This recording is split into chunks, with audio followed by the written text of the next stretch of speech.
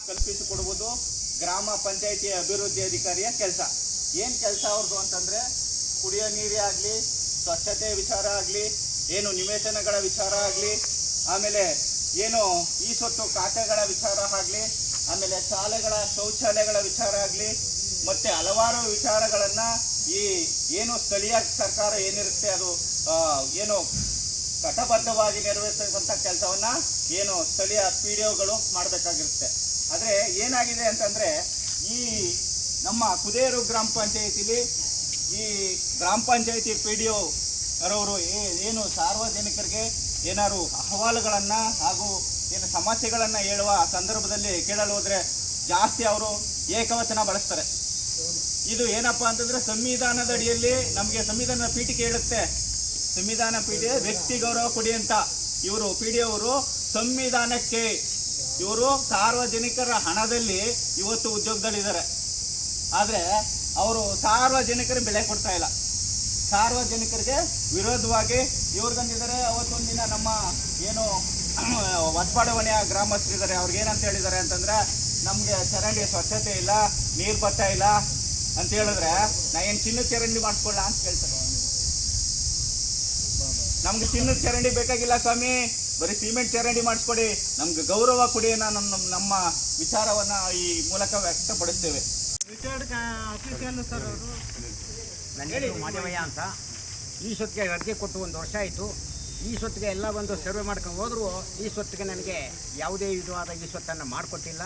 ನನಗೆ ಇದರಿಂದ ತುಂಬ ಸಮಸ್ಯೆ ಆಗಿದೆ. ಇವಾಗ ಹೇಳಿದಂಥ ಎಲ್ಲ ದಾಖಲಾತಿಗಳನ್ನು ಪಂಚಾಯತಿಗೆ ಒದಗಿಸ್ಕೊಟ್ಟಿದ್ದೀನಿ.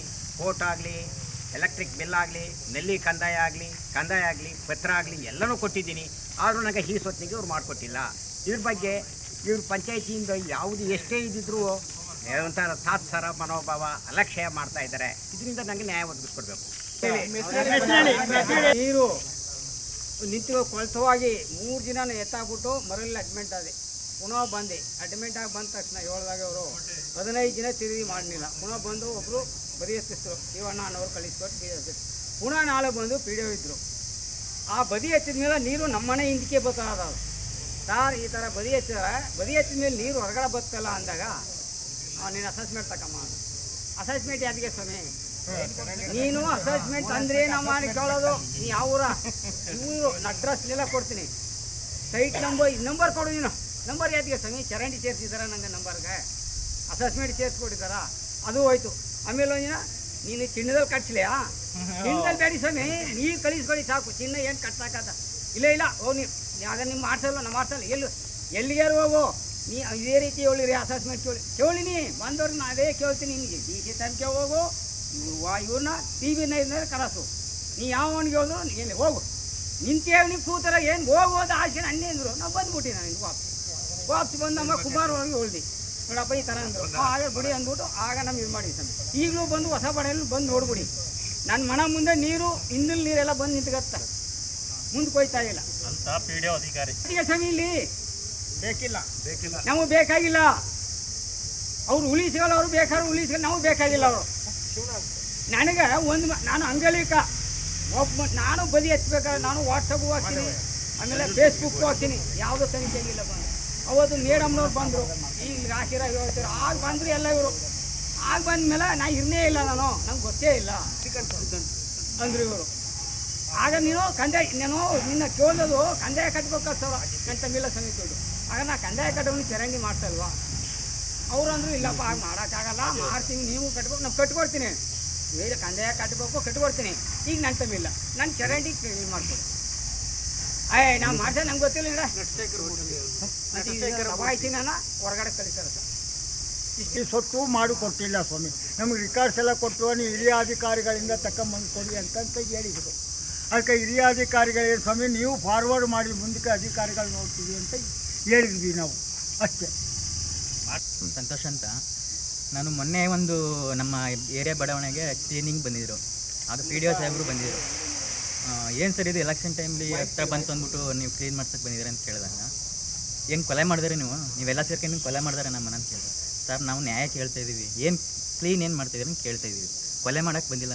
ನಾವು ಸಾರ್ವಜನಿಕರನ್ನ ಕೊಲೆ ಮಾಡ್ತೀವಿ ಅಂತ ಹೇಳಿದವ ಅಂತ ಕೇಳೋದಕ್ಕೆ ಅವರು, ಏನು ಮಾಡ್ತೀರೇನ್ರಿ ನೀವು, ಕೊಲೆ ಮಾಡೋಕ್ಕೆ ಬಂದಿದ್ದೀರಾ? ಮತ್ತು ಇದೊಂದು ವಿಚಾರ ಏನಂತಂದರೆ, ನಮ್ಮ ಸಿಸ್ಟರ್ಗೆ ನಮ್ಮ ಅಕ್ಕ ಅವ್ರಿಗೆ ಈ ಸ್ವತ್ತನ್ನು 1 ವರ್ಷದಿಂದ ನಾವು ಅರ್ಜಿ ಕೊಟ್ಟಿದ್ದೀವಿ. ಓಪನ್ ಆಯ್ತಿಲ್ಲ ಅಂತ ಹೇಳ್ತೀವಿ. ಯಾವಾಗ ಅದು ಸರ್ ಓಪನ್ ಆಗಿದ್ರೆ? ನೀವೇನಾಗಿದ್ದಾರೆ ಸಾಹೇಬ್ರ? ನಾನು ತಾಲೂಕು ಪ್ಲಾನಿಂಗ್ ಆಫೀಸರ್ ಇದ್ದೀನಿ. ಮೊದಲು ಇಲ್ಲೇ ಮೊನ್ನೆ ನೀವೇ ಇನ್ಸ್ಪೆಕ್ಷನ್ ಮಾಡ್ಕೊಂಡು ಹೋದವರು. ನಾನು ಮತ್ತೆ ಇನ್ನೊಬ್ರು ನಮ್ಮ ಒಂದು ಅಂದಾಜು ಏನು ಕೊಟ್ಟಿರ್ಬೋದು ಹೇಳ್ಬೋದು? ಏನು ಕೊಟ್ಟಿದ್ದಾರೆ ಹೇಳ್ಬೋದು? ವರದಿನ ನಾನು ಸರ್ಕಾರಕ್ಕೆ ಮಾಹಿತಿ ಏನು ಕೊಡಬೇಕು, ನಮ್ಮ ಜಿಲ್ಲಾ ಪಂಚಾಯತಿಗೆ ನಾನು ಮತ್ತೆ ಇನ್ನೊಬ್ರು ಸಹಾಯಕ ನಿರ್ದೇಶಕರು ಮಾಡಬೇಕು. ಜಂಟಿಯಾಗಿ ಏನು ಇನ್ವೆಸ್ಟಿಗೇಷನ್, ಏನು ಪಂಚಾಯತ್ ಲಭ್ಯವಿರೋ ದಾಖಲಾತಿಗಳ ಪ್ರಕಾರ ನಾವು CEO ಮೇಡಮ್ಗೆ ವರದಿ ಒಪ್ಪಿಸಿದ್ದೀನಿ ಸರ್. ಅದರಲ್ಲೇನಾದರೂ ಲೋಪದೋಷಗಳು ಅಥವಾ ಏನಾದ್ರು ಇದ್ದರೆ ಅದನ್ನು ತಾವು ಮೇಡಮ್ ಗಮನಕ್ಕೆ ತಂದು ನಮ್ಮ ಗಮನಕ್ಕೆ ತಂದು ಸರಿ ಮಾಡ್ಬೋದು. ನಿಮ್ಮ ಗಮನಕ್ಕೆ ಇಲ್ಲ ನಾನು ಹೇಳೋದೇನೆಂದ್ರೆ ಮೇಡಮ್ ಗಮನಕ್ಕೆ ನಾವು ನೀವು ಏನು ವರದಿ ಇದು ಮಾಡಿದ್ರಲ್ಲ ಅದ 2 ದಿನಕ್ಕೆ ನಾವು ಅಲ್ಲಿ ಹೋಗಿದ್ದು. ನಾವು ಏನು ಮೇಡಮ್ ಕ್ರಮ ತಗೊಂಡ್ರಿ ಅನ್ನೋ ವಿಚಾರವಾಗಿ ನಾವು ಪ್ರಸ್ತಾಪ ಮಾಡಿದೋ. ಏನು ಕ್ರಮ ವಹಿಸಿದ್ರು ಸರ್ ಅವರು? ಇವತ್ತಿನವ್ರಿಗೆ ಏನು ವರದಿನೇ ಕೊಟ್ಟಿಲ್ವಲ್ಲ ಸರ್. ನಾನು ಕ್ರಮ ಹಾಗಾದ್ರೆ ಈಗ 3 ತಿಂಗಳಾಯ್ತು. 3 ತಿಂಗಳು ಬೇಕಾ ಸರ್ ವರದಿ ಕೊಡೋದು? ತಮ್ಮ ಗಮನಕ್ಕೆ ನನ್ನನ್ನು ಮತ್ತು ಇನ್ನೊಬ್ರು ಮೇಡಮ್ನ ಎನ್ಕ್ವೈರಿ ಆಫೀಸರ್ ಹಾಕಿದ್ದಾರೆ. ನಾವು ವರದಿ ಕೊಟ್ಟಿದ್ದೀವಿ. ಪಂಚಾಯತ್ಲಿ ಏನು ಅಗತ್ಯ ದಾಖಲಾತಿಗಳಿದ್ದು ಅದನ್ನು ಪರಿಶೀಲಿಸಿ ವರದಿ ಕೊಟ್ಟಿದ್ದೀವಿ. ಕ್ರಮ ಮಾಡುವಂಥದ್ದು ನಮ್ಮ ಮೇಲಧಿಕಾರಿಗಳು ಅಲ್ವಾ ಸರ್? ತಾವು ಈಗ ಕ್ರಮ ತಗೊಳಕ್ಕಾಗುತ್ತೆ ಸರ್? ಇದೀಗ ಕ್ರಮ ಆಗಿಲ್ಲ ಅಂತ ಸರ್ ನಾವು ಟ್ರೈ ಮಾಡಿರೋದು. ಮತ್ತೆ ನಾವು ಅದನ್ನೇ ಹೇಳ್ತೀವಿ. ನಾವು ಅಹವಾಲು ಕೊಡಿ, ನನ್ನ ಮೇಲಧಿಕಾರಿಗಳಿಗೆ ನಾನು ಸಲ್ಲಿಸ್ತೀನಿ. ಈಗ ಸಾಹೇಬ್ರೆ, ನಿಮ್ಮ ಜೊತೆಗೆ ಬಂದಂಥ ಅಧಿಕಾರಿಗಳು ನೀವು ಸೇರಿ ವರದಿ ಕೊಟ್ಟಿದ್ದೀರಿ. ನಮ್ಮ ವರದಿಗಳನ್ನು ನಾವು ಅವ್ರಿಗೆ ಕೊಟ್ಟಿದ್ದೀವಿ. ಎರಡನ್ನೂ ಬಗೆಹರಿಸಕ್ ಆಗಿಲ್ಲ ಅಂತ 2 ಕಡೆಯಿಂದ ಆಗಿಲ್ಲ ಅಂತಂದ್ರೆ ನಾವು ಏನ್ ಮಾಡ್ಬೋದು? ಅದು ಏನ್ ಮಾಡ್ಬೋದು ಹೇಳಿ. ಎರಡನ್ನೂ ಕೂಲಂಕುಷವಾಗಿ ಪರಿಶೀಲಿಸಿ ಅದನ್ನ ಮಾಡಬೇಕಾದ ಜವಾಬ್ದಾರಿ ಯಾರು ಸರ್? ವೆರಿಫೈ ಮಾಡೋದು ಯಾವಾಗ? ಯಾವಾಗ ಸರ್? ವೆರಿಫೈ ಮಾಡೋದು ಯಾವಾಗ? ಅಹವಾಲು ಅದಕ್ಕೆ ಹೇಳ್ತಿರೋದು. ಯಾವಾಗ ಮಸಾಣಕ್ಕೆ ಹಣ ಹೋದಾಗ ವೆರಿಫೈ ಮಾಡ್ತೀರಾ? ಅದನ್ನ ಮತ್ತೊಮ್ಮೆ ಕೊಡಿ. ಯಾವಾಗ ಮಾಡ್ತೀರಿ? ಯಾವಾಗ ಮಾಡ್ತೀರಿ? ದೊಡ್ಡವ್ರು ಕಲಿಸ್ರಲ್ಲ ಕಳಿಸ್ತಿರಲ್ವಾ? ಅಲ್ವಾ? ಅಲ್ಲಿ ಕೊಟ್ಟ ಮೇಲೆ ಇಲ್ಲಿ ಬಂದ್ರೆ ಈ ಪರಿಸ್ಥಿತಿ ಬರ್ತಾನೆ ಅಲ್ವೇ ಹೇಳಿ. ನಾವು ಕೂತ್ಕೋಬೇಕಾಗಿತ್ತ? ನಾವು ಹೋಟ್ಲಿಗೆ ಹೋಗ್ತೀವಿ, ಊಟ ಎಲ್ಲ ತಿಂಡಿಯನ್ನ ಕೇಳ್ತೀವಿ. ಅಲ್ಲಿ ಕೊಟ್ಬಿಟ್ರೆ ಅಜ್ಜ ತಿನ್ಕೊಂಡು ಮುಂದಕ್ಕೆ ಹೋಗ್ತೀವಿ. ಮುಂದೆ ಅಜ್ಜೆ ಇರೋದೇ ಇಲ್ಲ. ಆ ವರದಿ ಬಂದಿದ್ದು ವಿದ್ಯಾರ್ಥಿಗೆ ಬರ್ತಿತ್ತು ಸರ್. ಇನ್ಯಾರಿಗೆ ಸರ್ ಕೇಳೋದು ನಾವು? ಈ ತರ ಜೋಬಾಕ ನೋಡಿ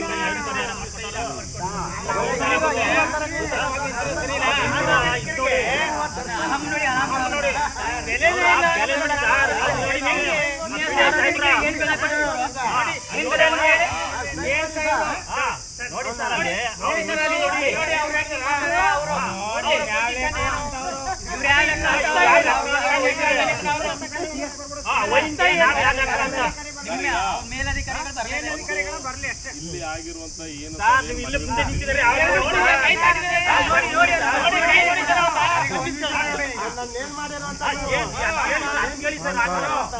ಇಷ್ಟು ವ್ಯವಸ್ಥೆಗಳು ಮೂಲಭೂತವಾಗಿ ಈಗ ಎಲ್ಲಿಂದ ಪ್ರಾರಂಭ ಆಗಿದೆ ಸಮಸ್ಯೆ ಮೂಲ ಎಲ್ಲಿದೆ ಸರ್? ಇದು ಸರಿಗ ಜಿಲ್ಲಾ ಮಟ್ಟದ, ತಾಲೂಕು ಮಟ್ಟದ, ಗ್ರಾಮ ಮಟ್ಟದ, ಗ್ರಾಮ ಪಂಚಾಯತಿ ಎಲ್ಲವೂ ಕೂಡ ಗ್ರಾಮ ಪಂಚಾಯತಿ ಸ್ಥಳೀಯ ಸರ್ಕಾರದಲ್ಲಿ ನಾವು ನಿಮಗೆ ಸಹಕಾರವನ್ನು ಕೊಡಬೇಕು.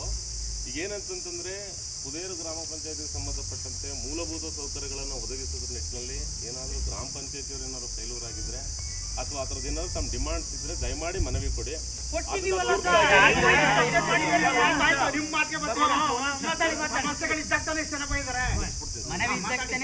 ಈಗ ಕುಡಿಯೋ ನೀರ್ದು, ಬೀದಿ ದೀಪದ್ದು, ರಸ್ತೆ ರಿಪೇರಿಗಳದ್ದು ಅಥವಾ ಇನ್ನಿತರ ಏನಾದ್ರು ಮೂಲಭೂತ ಸೌಕರ್ಯಗಳದ್ದು ತಮಗೇನಾದ್ರು ಸಮಸ್ಯೆ ಇದ್ರೆ ಖಂಡಿತವಾಗಿ PDO ಮತ್ತು ಆಡಳಿತಾಧಿಕಾರಿಗಳನ್ನ ಒಟ್ಟಿಗೆ ಸೇರಿಸಿ ನಾವು ಪರಿಹಾರ ಮಾಡಲಿಕ್ಕೆ ಟೈಮ್ ಬಾಂಡಲ್ಲಿ ನಾವು ಪರಿಹಾರ ಮಾಡಿಕೊಡ್ತೀವಿ. ಅದನ್ನು ಕೊಟ್ಟಿದ್ರೆ ಆ ಥರದ್ದು ಯಾವ್ದಾದ್ರು ಇನ್ನೂ ಮಾಡದೇ ಇರೋದಕ್ಕೆ ಯಾವ್ದಾದ್ರು ನಮಗೆ ಕೊಡಿ, ಅದನ್ನು ಕೊಡಿ. ಈಗ ಯಾವ್ದು ಆಗಿಲ್ಲ ಅನ್ನೋದನ್ನ ನಮ್ಗೆ ದಯಮಾಡಿ ನಮಗೊಂದ್ಸರಿ ಪ್ರೊಟೆಸ್ಟ್ಗೆ ನಾವೇನು ಬೇಡ ಅಂತ ಹೇಳ್ತೀವಿ, ದಯಮಾಡಿ ಮಾಡಿ. ಆದ್ರೆ ಮುಂದೆ ಈಗ ಇಲ್ಲಿ ಕೊಟ್ಟಂತದನ್ನ ನಾವು ಪರಿಹಾರ ಮಾಡಿಲ್ಲ ಅಂತಂದ್ರೆ ನಾವು ರೆಸ್ಪಾನ್ಸಿಬಿಲಿಟಿ, ನಾನು ಯಾರ ಪರವಾಗಿ ಬಂದಿದ್ದೀವಿ ಅವರು ರೆಸ್ಪಾನ್ಸಿಬಿಲಿಟಿ, ಬರೀ PDO ಮಾತ್ರ. ಅವಾಗ ನೀವು ಪ್ರೊಟೆಸ್ಟ್ನ ದೊಡ್ಡ ಮಟ್ಟದಲ್ಲಿ ಕೇಳ್ಬೋದು, CEO ಕೇಳ್ಬೋದು, EOನು ಕೇಳ್ಬೋದು. ಹಾಗಾಗಿ ಆ ಥರದ್ದು ಯಾವುದೂ ಪರಿಹಾರ ಆಗಿಲ್ಲ ಅಂದರೆ ಮತ್ತೊಮ್ಮೆ ಮನವಿ ಕೊಡಿ, ಮತ್ತೆ ತಗೊಳ್ತೀವಿ. ಮೂಲಭೂತ ಸೌಕರ್ಯದ ಮಾತ್ರ ಅದನ್ನು ಕೊಡಿ. ಈಗ ಯಾವ್ದು ನಿಮ್ಗೆ ಈ ಸ್ವತ್ತದ ಏನಿದೆ ಅದನ್ನು ದಯಮಾಡಿ ನೀವು CEO ಮೇಡಮ್ ಇನ್ನೊಂದ್ಸತಿ ಮಾಡಿ. ನಿನ್ನೆ ಅಪಾರ ಜಿಲ್ಲಾಧಿಕಾರಿ ಅವ್ರ ಹತ್ರ ಹೋಗಿದೆ. ನಾನು ಅವ್ರ ಹತ್ರ ಹೋಗಿ ಮನವಿ ನಾನು ಕೊಟ್ಬಿಟ್ಟು ಬಂದೆ. ನಿನ್ನೆನೇ ಕೊಟ್ಟೆ, ಈ ಥರ ಆಗಿದೆ ಸಮಸ್ಯೆ ನಮ್ಮದು. ಅಂತ ನಾನು ಮನವಿ ಕೊಟ್ಟಿದ್ದೆ ನೆನ್ನೆ ನೋಡಿದ್ದೆ ಅಪರ ಜಿಲ್ಲಾಧಿಕಾರಿಗಳಿಗೆ ನಾನು ಮನವಿ ಕೊಟ್ಟೆ ನೆನ್ನೆ. ಈಗ ನಾನು ಮೊನ್ನೆ ನೋಡಿ ಮೂಲ ಜಿಲ್ಲಾಧಿಕಾರಿಗಳಿಗೆ ಸಮಸ್ಯೆ ಏನಾರು ಇದ್ರೆ ನೆನ್ನೆ ಮನವಿ ಕೊಟ್ಟೆ ನಾನು. ಇಲ್ಲಿ ಸಮಸ್ಯೆಗಳೇನಾದ್ರು PDO ಮಾತಾಡ್ಲಿ ಅದನ್ನ. ಅಲ್ಲ ಸರ್, ಅವ್ರಿಗೆ ರೆಸ್ಪಾನ್ಸಿಬಿಲಿಟಿ ಅವರು ಇಲ್ಲಿ ಏನ್ ಸಮಸ್ಯೆಗಳಿದೆಯೋ ಅದನ್ನ ಹೇಳ್ಬೇಕು ತಾನೆ. ನಮ್ಮ ರಿಪ್ಲೈ ಏನಿಲ್ಲ, ಏನಿಲ್ವಲ್ಲ, ಇಷ್ಟು ಅವರಿಂದ ಗೌರವ ಅದೇ ರೀತಿ ಆಗುತ್ತೆ ಅದು. ನಮ್ಗೇನ್ ಬೇಡ. PDO ಮಾತಾಡ್ಲಿ ಅದನ್ನ. ಮೇಲಧಿಕಾರಿಗಳಿಗೆ ರವಾನಿಸ್ತೀನಿ. ಅದಕ್ಕೆ ಹೇಳ್ತಿರೋದು ನಿಮ್ಮ ಮನವಿಗಳು ಏನಿದೆ ಇವತ್ತು ಅಮಾನತು ಟ್ರಾನ್ಸ್ಫರು ಅದು ಬೇಡ, ಅದು ಬಿಡಿ. ಯಾಕಂದ್ರೆ ಮೇಲಧಿಕಾರಿಗೆ ಸಂಬಂಧಪಟ್ಟ ನೀವಿಲ್ಲ ಅಂತ ಮುಂದೆ ಸ್ಪಂದನೆ ಮಾಡ್ಕೊಂಡು ಹೋಗೋ ರೀತಿ ಒಂದು ಇದು ಮಾಡಿ. ಜನಗಳಿಗೆ ಏನಾದ್ರು ಮಾಹಿತಿ ಕೇಳಿದ್ರೆ ಕೊಡ್ಲಿ ಸರ್. ಯಾರು ಕೆಟ್ಟವರಲ್ಲ ಸರ್ ಇಲ್ಲಿ.